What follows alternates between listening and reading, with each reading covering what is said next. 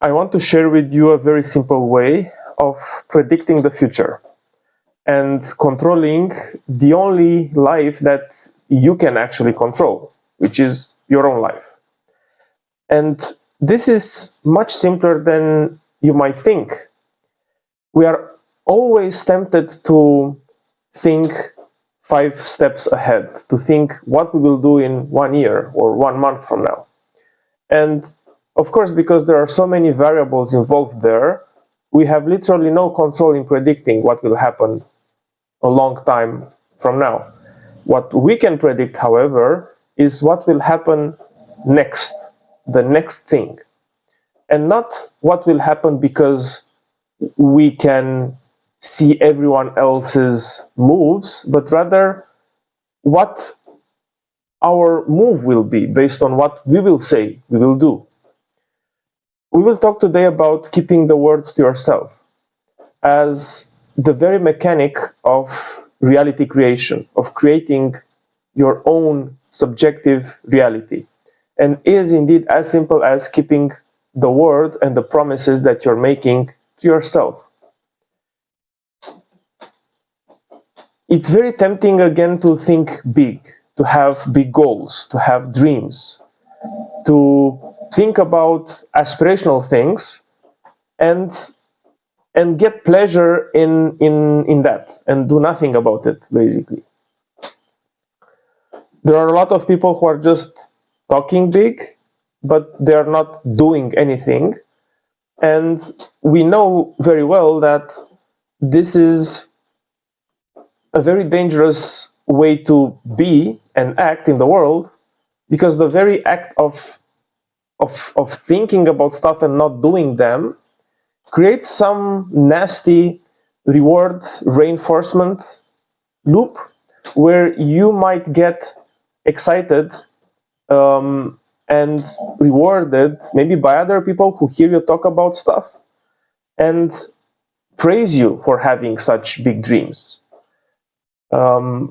And because you get praise from sharing that dream and the details of the dream with others, but not doing anything, the not doing anything part ends up not being that problematic anymore, because clearly other people buy into your story, into your dream, into your narrative, and that's enough pleasure to get out of that. So you are not really motivated to do the actual work that matters, taking action on what you're saying. Of course, this also comes with a payday, right? Because at some point, you become your own judge, and you realize that no matter how convincing you might be for others, you know that ultimately you will not keep the word to yourself. You know that this is just your own strategy to get sympathy from others and to try to impress others and convince others into buying into your own story to your own detriment. Because at some point, if they won't do it anymore, you become very fragile. You become very impacted emotionally. How can they not believe in me? Well, first of all, you don't believe in yourself. So how could other people believe in you? Second, you have enough proof now that you're not worth being trusted with what you're saying. If you're just saying stuff and not doing anything, there is a point where people just lose interest in hearing you at all. And the first person who will not take you seriously anymore is you. You will be so familiar with saying things and not backing them with proof that you will steal your own hat, so to speak. You will not trust yourself. And because you will not trust yourself, the relationship that you have with yourself will degrade. You will not respect your own word, because you know that the words that you're saying have no impact, have no meaning, have no power. They are empty words. You're saying something, you're doing something else. You're trying to convince others that you're doing something just so you get sympathy and praise, and get rewarded with this external appreciation, but then you know, even in the moment you are saying it, that you will actually not do it. You know, I found a T-shirt in an open market, in a bazaar, basically, close to Barcelona, where we have very good friends, and we were visiting. And there was this T-shirt, black T-shirt. I was looking for something simple because I was running out of I was running out of clothes, and there was this simple T-shirt, and it had like a very impactful message for the context in which it was sold, right, in this bazaar. And it said, "Work hard in silence and let success make the noise." And this is more or less the message that I want to share here. It's better to not say anything about what you're about to do, and do it, and then let success speak for itself, prove the point on your behalf, than trying to convince others that you are the greatest and the best and you can do stuff, and then you don't do it. Because again, for that immediate short amount of praise that you get immediately after sharing this big vision and ambition with people, for that you have to pay the price of guilt, of losing your own respect, and affecting really the relationship that you develop with yourself, which is the most important one that you should care about. So be careful with what you're saying, because words are creating reality. Words are instructions. Words are the blueprint based on which you will generate action, and you will get to feed out of the outcome of the action in order to understand what you're capable of, proving it to yourself. So what I started to do for myself, because I was also very critical to myself, I was judging all the time what I was doing and what I was not doing, I started to see really that the only thing I can control in my life is the intent that I have to do something, and then my determination to do the best I can, what I say I'm gonna do. But the outcome as such is clearly something that I cannot predict. I cannot control either.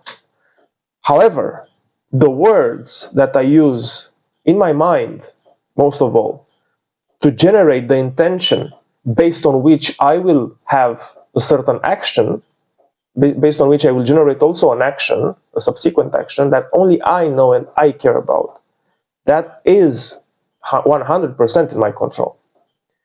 And what I realized is that if I switch the narrative from being a judge and punishing me occasionally for not getting the result that I wanted from my intention, I realize now that I have zero control over the outcome as such.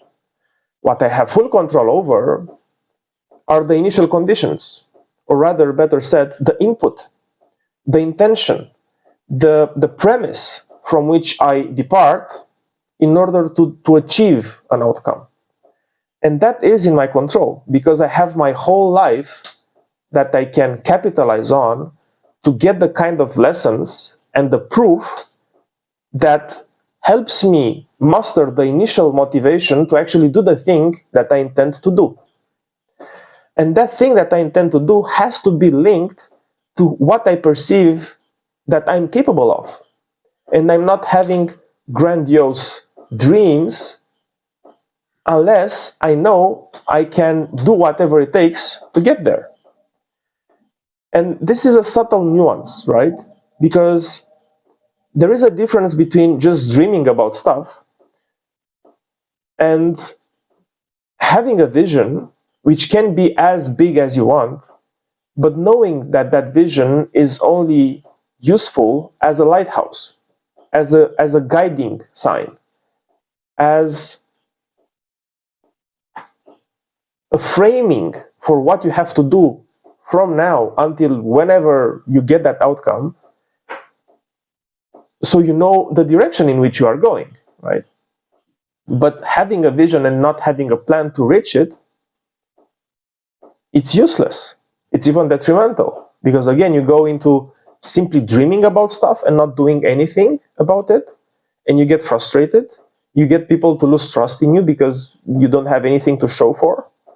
So rather than doing that and judge yourself for it, rather than doing that, be the scientist of your own life.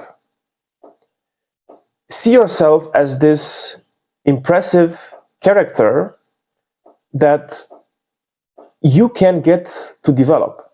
You have the chance to develop this character, to achieve his vision. Detach emotionally in a way from the reality of the obstacles, from the imminence of the challenges and the obstacle that you surely have to face if you really want to get to that vision, to that destination. If the vision is big enough, you will be disrupted in your life.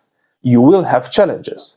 And if you stay attached emotionally and identified with the person who is doing the things in order to get there all the time, then you will suffer.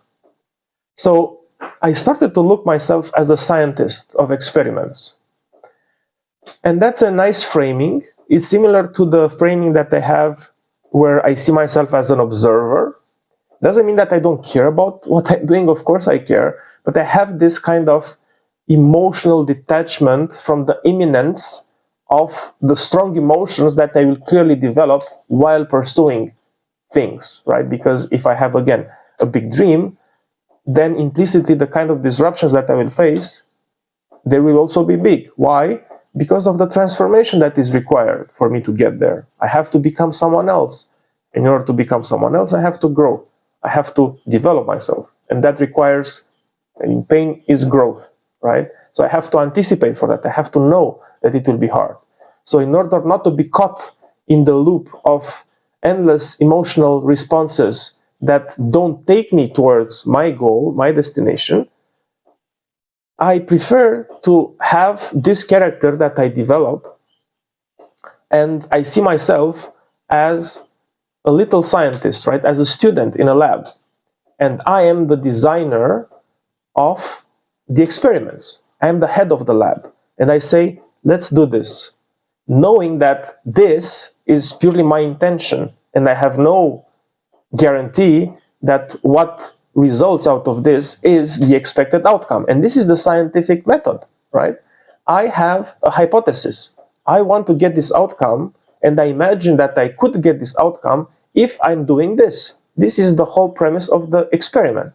And then, guess what? Because I have enough proof in my life that gives me confidence that I can do this thing, specific thing, which might not be grandiose, but it's a next thing, it's a small experiment. I have accumulated in my life enough proof to make the jump psychologically and emotionally that I can actually do it. And then I do it, not as me, but as this character that I want to develop, as this student in the lab that wants to see the outcome of his experiment, who is curious, who is just looking, right? Who is always open-minded, who doesn't care if it fails, because it's not him who fails, it's the experiment who fails. So the experiment failing says nothing about the quality of the student or the person who is designing the experiment, who is me, right? The experiment itself has no emotional attachment to it.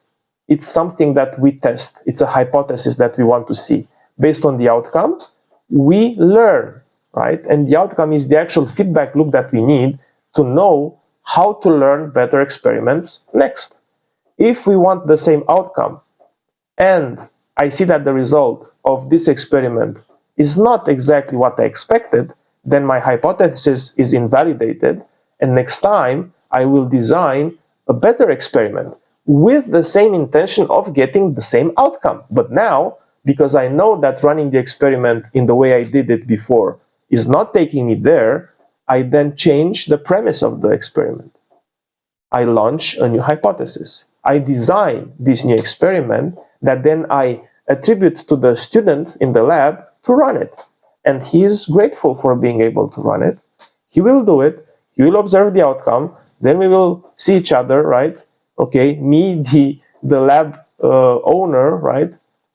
The scientist, the designer of the experiment, and the character who has no need to get emotionally attached to it because I care for him, right?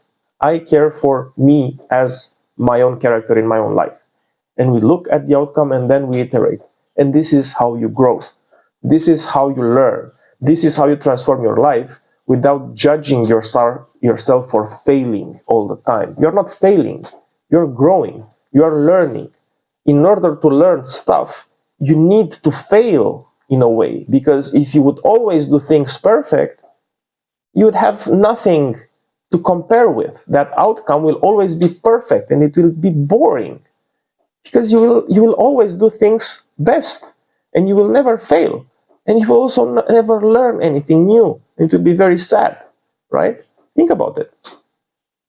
So just look at the outcome, check the initial premise, and if you don't get the outcome that you expect based on that initial premise, just change the premise, run a different experiment. And then, bit by bit, you will get to create your own reality by anticipating how things will be, because you run that experiment enough times to predict it in the future. And now, when you say something, you have more and more trust in yourself that that something will actually manifest, because you run the experiment and now you can actually create your own reality with a higher and higher confidence, right? But it starts small. So my challenge for you is not to think and dream big and share that vision with everyone, not knowing or not committing internally on actually doing the things that are required to get there. Start small. Make some micro predictions. Pick something that you will do in the next hour, which can be a small thing, but important for you to prove to yourself that you can actually do it. Because once you do it, once you say you will do something for yourself and then do it, you will say, okay, I actually can trust myself because I said I'm doing this and I actually did it. Then, of course, you can see, okay, is the outcome the one that I expected? No. Okay, then next time I will do something else in order to get the outcome that I want, right? But the most important thing is that you have to do what you're saying. Because if you fool yourself into believing that you will do it, but you will never do it in the end, this is a game that you cannot run forever, right? You will catch yourself on lying to yourself, on bullshitting to yourself. And this is very dangerous territory, because if you don't trust yourself, then the relationship that you get with yourself is not the proper basis in which you can then develop good relationships with others, because they will see that in you. The most important thing in life, again, in the best way to predict how the future goes, is to create it by saying things that you get to have more and more control over because you have enough proof in the bag. And then just do that. Prove it to yourself that you can do it. And then others will also see that you can do it, and they will trust you with that. And everything will start to blossom, right? Because everything will become more predictable, and it will give you more security and more peace of mind, and you will build trust with others because they can trust you with your words. They can anticipate the fact that they will also get the outcome that they want because you said it so. Because if you show to them enough times that what you will say will actually get real, then they will trust you. And then they will find comfort and safety in letting you predict and anticipate a future that they care about as well. So don't take this lightly. Start with small predictions. Don't be the judge. Be the scientist of your own life and see everything transform for you.